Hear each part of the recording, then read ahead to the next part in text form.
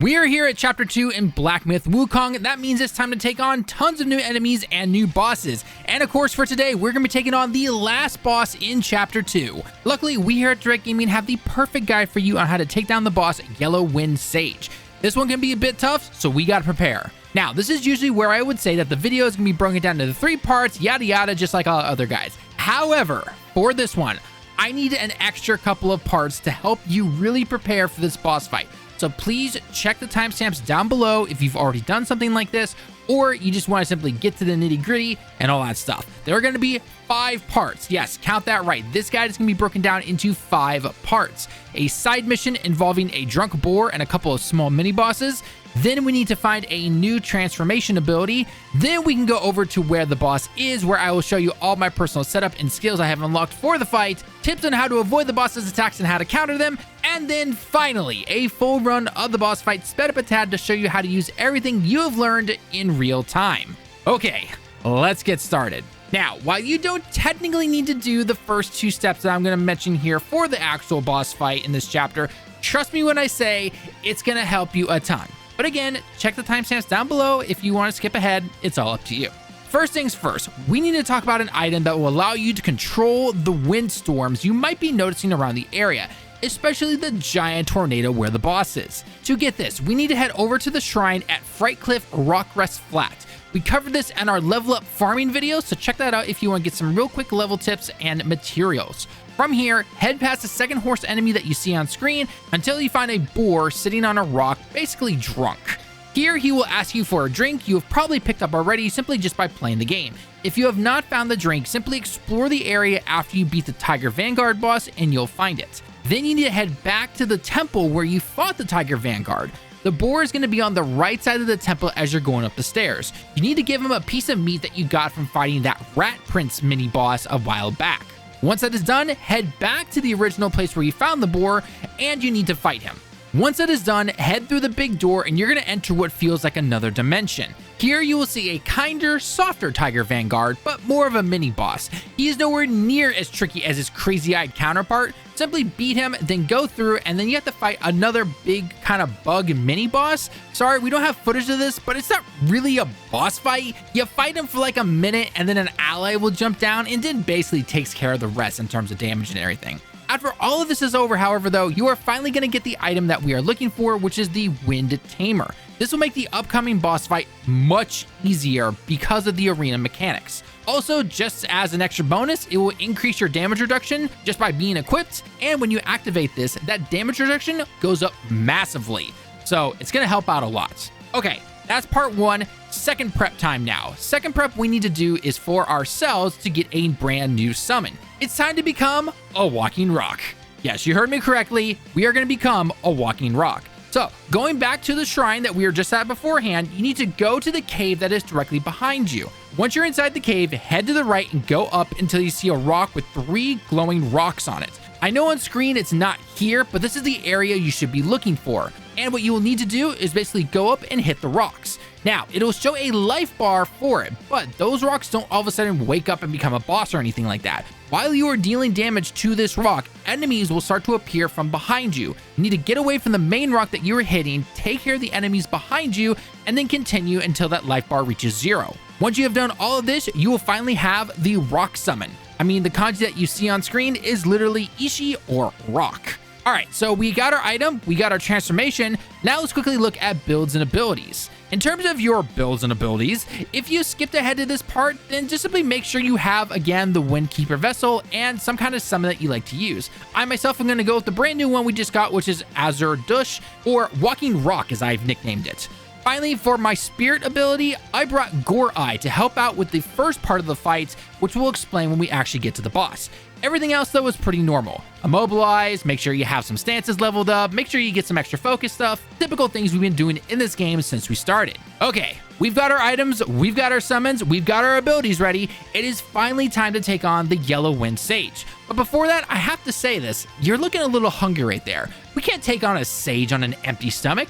Well, thankfully, I got your back, thanks to today's sponsor, Factor. Are you someone who loves the game but just can't find the time? Want to finally jump into the brand new game Blacksmith Wukong, or maybe just a quick online match with the boys, but that crazy schedule of yours just won't allow it? Whether it be school, full-time job, family, or anything else you can think of, throw on top of that having to make dinner and clean up after, which, let's be honest, nobody likes to do. Well, today is your lucky day. Factor is the best place to get chef-prepared meals on the table in 2 minutes that are not only ready to go, but extremely healthy and tasty. I mean, just look at all these options right here. My personal top 3 picks would have to be the roasted garlic chicken, honey mustard pork chops, and that creamy Parmesan chicken. Yeah, I'm definitely eyeing that one right there. Or maybe you just need something for breakfast. The smoky bacon and cheddar egg bites definitely make my mouth water a little bit. It gives you the protein you need for the day and can also get in some much needed gaming sessions. All you have to do in order to get all of this is just click the link in the pinned comment to get 50%. Yes, you heard me, 50%. That is half off the normal price of your first Factor box. And you will also get 20% off your next month's order. Also, to top it all off, you don't need to order something for every day. Only need meals for 2 days out of the week? No problem. One thing I especially love about Factor is that you can actually skip weeks, which means that you are not charged and you can start back up whenever you want. That saves you money when you need it, and you can still get in those sweet gaming sessions. So, what the heck are you waiting for? Hit the link, sign up, and use the code that you see on screen to get 50% off now. All right, everyone full and good? Great. Now it's finally time to take on the Wind Sage. Let's finally talk about this boss. There are going to be 3 parts to this boss fight. Part 1 I like to call easy but annoying sometimes. Part 2 I like to call the punt. And part 3 I like to call Baka Tornado. For part 1, the Sage will carry this giant head that you see on screen. During this time, he'll be attacking you with his own weapon and his feet. The head is literally just there to hold on for some reason. Now, I'm not saying my way is the only way to do this, but I found this to be the easiest way to deal with him. First, right as I enter the arena, you'll notice that I activate my spirit ability, allowing the Gore Eye to place a staff on the ground that will increase my attack while I'm near it.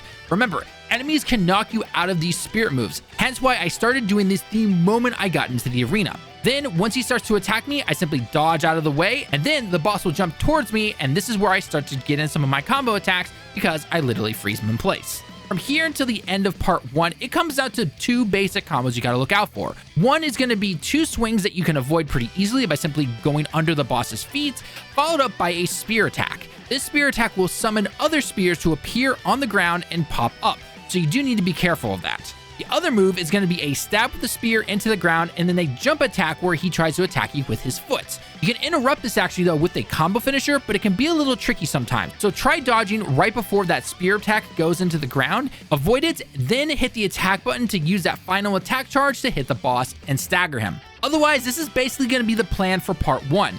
The reason I call it easy yet annoying is because the spear can sometimes hit me, even though it might not look like it on screen, and I felt like I dodged it. It might be the performance, it might be the frames, I'm not really sure, but after trying to fight this boss over 10 times, I could not figure out why I just did it. It definitely felt random. Maybe it's still a skill issue, regardless though. This strategy worked really well, and we got into part 2, no problem. Speaking of part 2 though, before we go into that, do not, and I mean it, do not use any of your healing at all for part 1.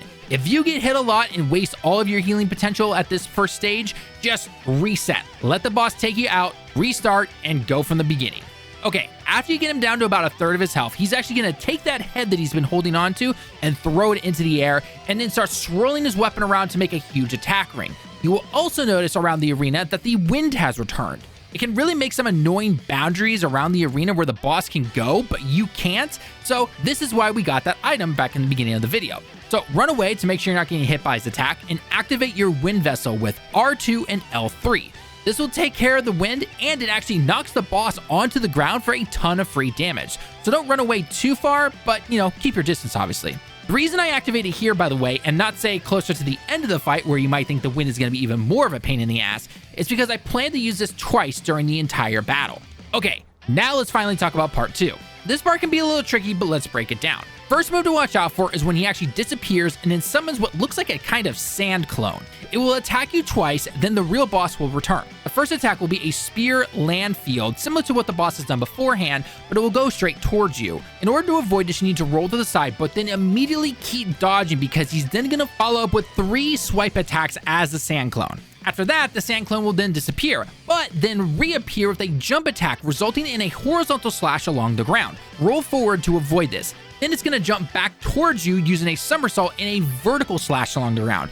To dodge this, you want to roll to the side. So keep that in mind. First one is going to be to the front, the second one will be to the side. Now that second slash attack can be a little tricky sometimes because it will look like he's not hitting you yet, and then boom, he hits you. So right as he jumps, wait until the spear is in the air and then dodge to the side. Don't wait until the spear is already along the ground making the attack pattern. He also does this as the real boss, so this is just going to be good practice for you.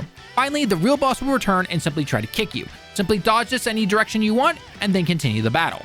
Now, part 2 can technically start. You want to avoid the attack that I mentioned above hand with the horizontal and vertical jump just like before. When you see the boss spin his spear around his head though, wait until the attack is about to happen, then dodge to the side as he's going to summon a ton of spears from the bottom of the ground up. He also has a brand new rolling attack that definitely gave me some trouble, so all I can really say is try your best to dodge and kind of look out for when he does this. I was able to get one lucky dodge and the other time not so much. When you see his hand glow and he starts running towards you, get ready for not only more spears in the ground, but a quick follow-up attack from his spear.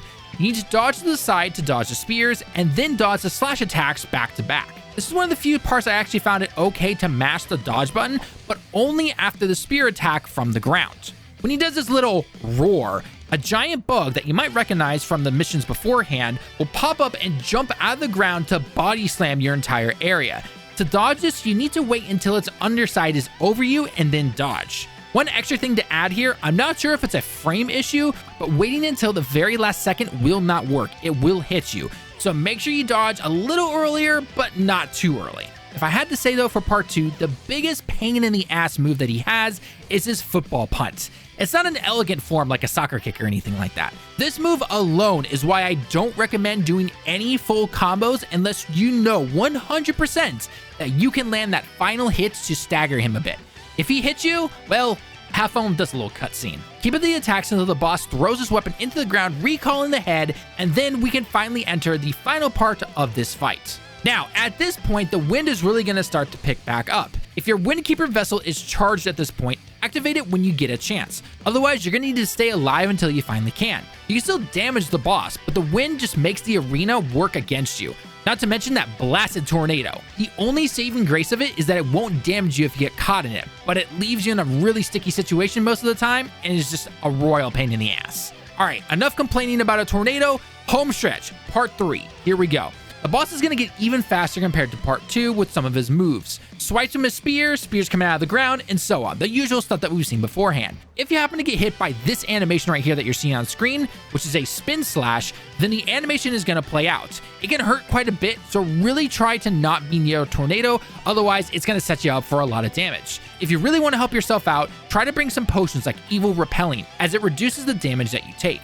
Another thing I did during this particular time trying to wait for my wind vessel to charge back up is use my transformation of the Walking Rock. This transformation will take no damage to your main body, and if you press R2 and square after your little sidebar on the right side has charged up, then you're going to do a dive bomb like attack that will stagger the boss and knock him down. I unfortunately though in this b-roll did get a little unlucky with the tornado as it kept knocking me down, but regardless this transformation helped a lot. When you're able to finally activate the wind vessel again, make sure you time it so that you can knock him down and get a lot of good damage on the boss since you're near the end of the fight. Okay, and there we go. That is literally everything that I can possibly remember when it comes to this boss fight. Now, we gotta talk strategy. We talked about how to deal with a lot of the moves up above hand, but here are some things I did to make it a little bit easier on myself. I told you how at the end of a combo that you can stagger the boss, but one thing I loved using was my fully charged pillar stance. As you know, when you continue to hit the boss with your main attack, you build up those focus points on the side. See the 3 circle charges at the bottom of the screen? Using this will actually knock the boss down and allow you to get a full extra combo on him, which will then stagger him a tiny bit after doing said combo. Or if you really need to, you can simply use it to recover and set up for the next attack.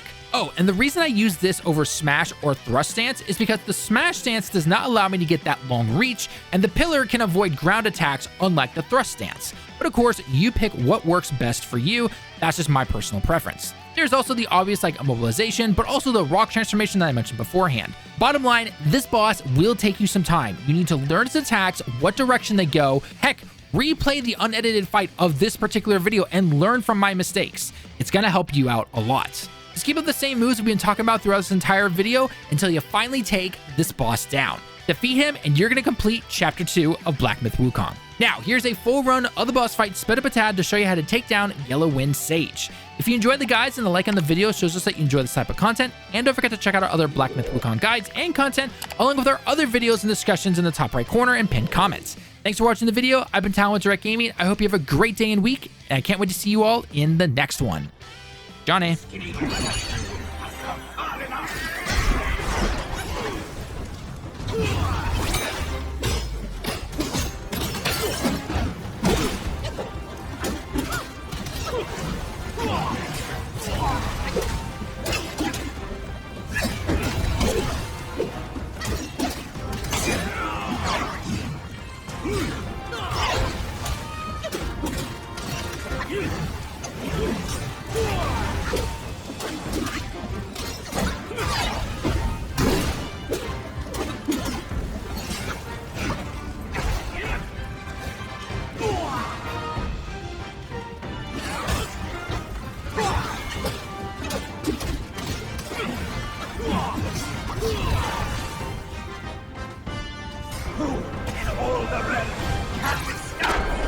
Wind may be capable, but slated is not!